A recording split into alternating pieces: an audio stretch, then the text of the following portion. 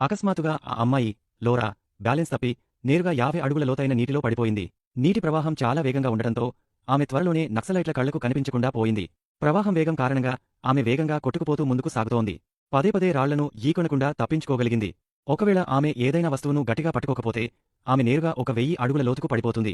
ఆ లోయల మధ్య ఒక విమానం శిథిలాలు పడి ఉన్నాయి. ప్రవాహం కారణంగా ఆమె నేరుగా ఒడ్డుకు చేరుకుంటుంది.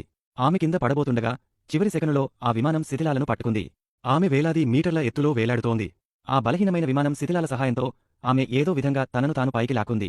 ఇప్పుడే ఆమె ఊపిరి పీల్చుకోబోతుండగా కొండపై చిక్కుకున్న ఆ విమానం శిథిలాలలో ఒక బలహీనమైన భాగం జర్జరంటూ విరిగిపోవడం ప్రారంభించింది. విమానంలో ఒక భాగం విరిగి కింద పడగానే లోరా పరుగెత్తి పొడవైన దూకుదూకి ఒక బలమైన ఇనుప రాడ్ను పట్టుకుంది. చిన్న పొరపాటు కూడా ఆమె ప్రాణాలు తీయగలదు. తరువాత ఆమె విమానం లోపలికి వెళ్ళింది. కానీ ప్రమాదం ఇంకా తొలగిపోలేదు. అకస్మాత్తుగా ఆ విమానం లోయలో పల్టీ కొట్టడం ప్రారంభించింది. లోరా లోపల గట్టి పట్టు సాధించింది. కాని విమానం శిథిలాలు నేరుగా 2 కొండల మధ్య ఇరుక్కుపోయాయి. ఇప్పుడు లోరా ఒక 1000 అడుగుల ఎత్తులో వేలాడుతోంది.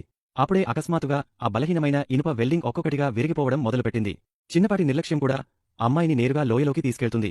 ఆమె గుండె వేగంగా కొట్టుకుంటుంది. అయినప్పటికీ ఆమె తెలివిగా ఆలోచించింది. పైకి చూడగా ఒక పారాచూట్ కనిపించింది. ఆమె మెల్లగా తన చేతిని పైకి చాచింది.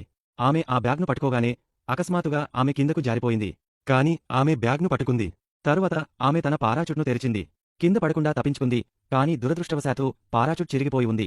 ఆమె వేగంగా కిందకు పడటం ప్రారంభించింది. అడవి పొదలను గీకుంటూ ధడాల్మని కింద పడింది. ఆమె కడుపులో ఒక పదునైన కర్ర గుచ్చుకుపోయింది.